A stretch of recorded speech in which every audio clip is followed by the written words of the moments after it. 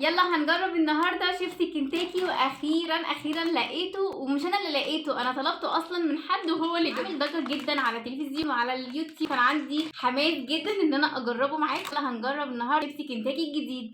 هنجرب اول واحد شيبسي بالخلطه السريه من KFC. يلا هنفتحه وندوق دلوقتي ونشوف طعمه عامل ازاي. الكيس ده ب7 جنيه. يلا نفتحه.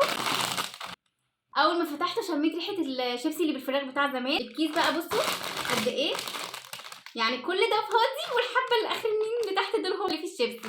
مفيش مشكله، تعالوا اوريكم شكل الشيبسي. طبعا شكل الشيبسي عادي اللي احنا عارفينه. يلا ندوق.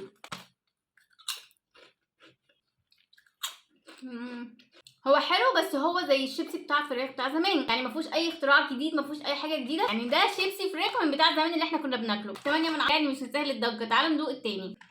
هنجرب تاني واحد زنجر من KFC. يلا نفتحه.